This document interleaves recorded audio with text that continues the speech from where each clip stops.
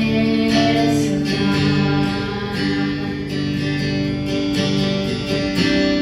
All my life you have been faithful. And all my life you have been so good. With every breath that I am able, I will sing of the goodness of God.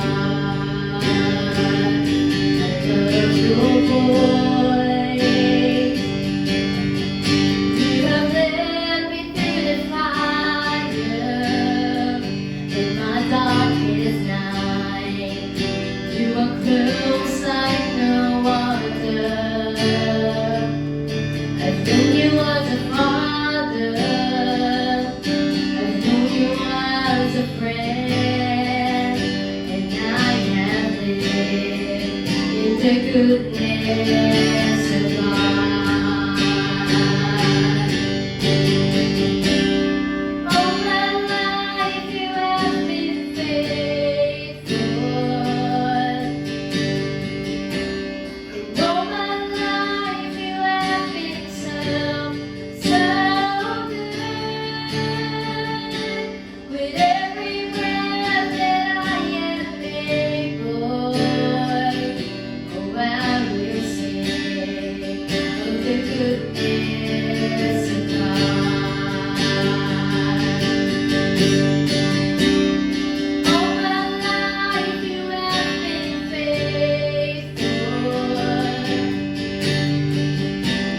And all my life you have been so good. With every breath that I am able, I will sing of the goodness of God. Your goodness is running after, it's running after me. Your goodness is running after, it's running after me. With my life laid down and surrendered now, I give you everything.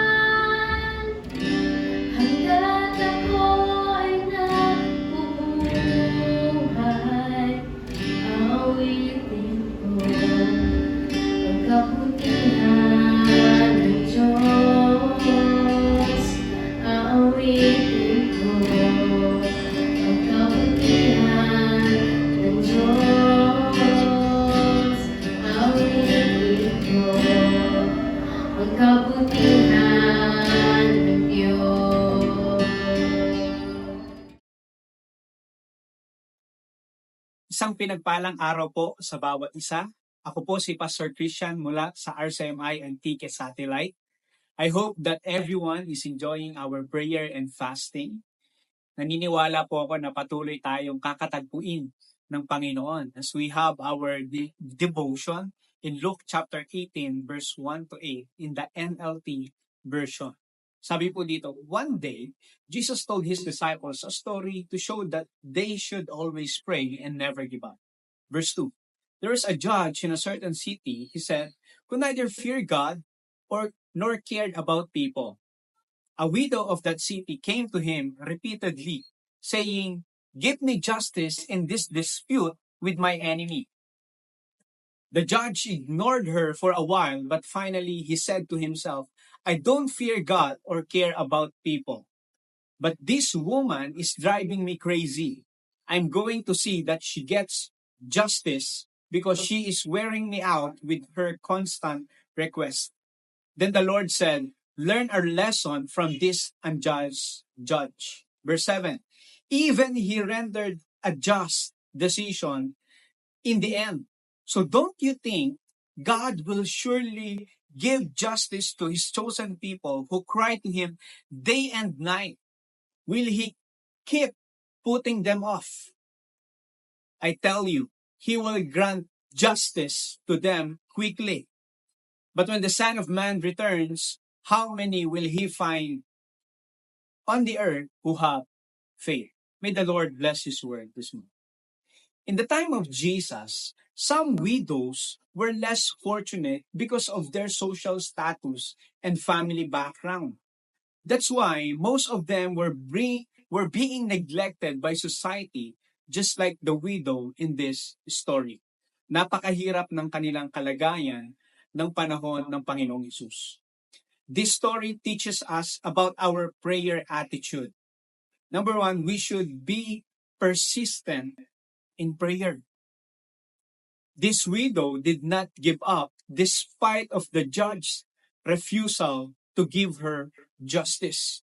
Kahit anong tangge ng judge, hindi po siya tumigil sa pagkulit, sa pagpunta, sa paghingi ng katarungan sa judge na ito. Mga kapatid, Jesus reminds us to keep on praying, keep on pushing, keep on going until we get our prayers answered. We could imagine that she was in a desperate moment.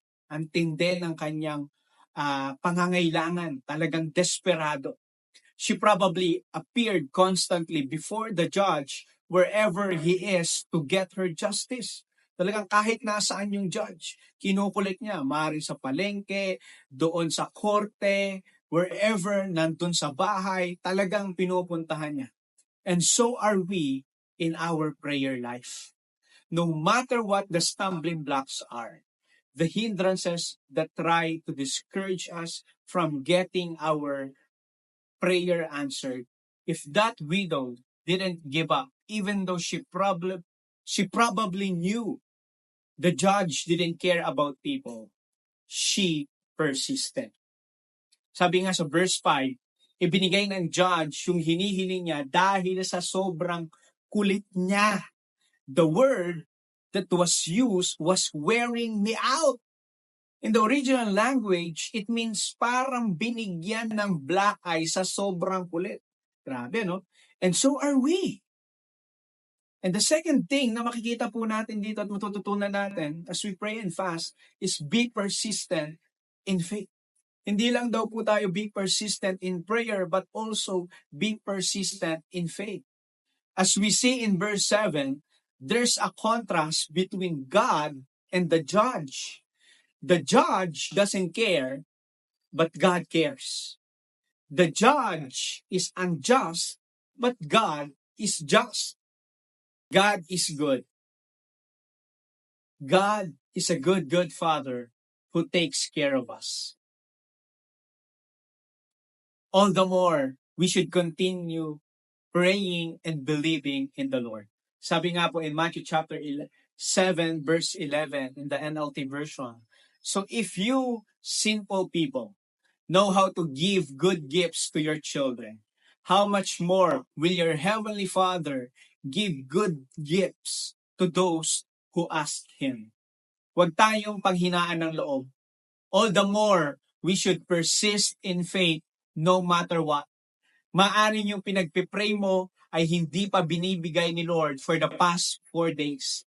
Or even probably, after this prayer and fasting, wala pa rin. But is that a reason to give up? No, kapatid. All the more, keep on praying. Keep on pushing your faith. Sabi sa last verse, in verse 8, but when the Son of Man returns, how many will He find on the earth who have faith? Kapatid, pag bumalik ba ang Panginoon, nandyan pa rin ba yung pananampalataya mo sa Kanya? We will get our prayers answered if we persist in coming into God's presence. I always say this quote in our satellite church. Do not allow your situation to change the way you see your faith, but let your faith change the way you see your situation. Sa Tagalog, huwag mo daw hahayaang baguhin ng sitwasyon mo kung paano mo tingnan yung pananampalataya mo. Kundi hayaan mong baguhin ng pananampalataya mo kung paano mo tingnan yung sitwasyon mo ngayon. Magpapatuloy ka kasi may pananampalataya ka. Magpapatuloy ka kasi naniniwala ka. Magpapatuloy ka kasi mabuti si Lord. Just like this widow, she never allows her situation to stop her from getting her justice. She never allows people to stop her from getting her justice. And so are we. It doesn't mean that if you feel helpless and hopeless now, that's the end. No, kapatid. There's hope and there's help in God. Again, there's hope and there's help in God. Be persistent in prayer and faith.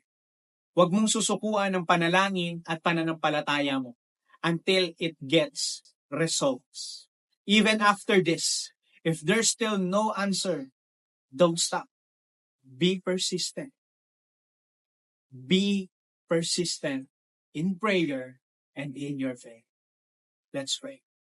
Heavenly Father, we thank you for your word today.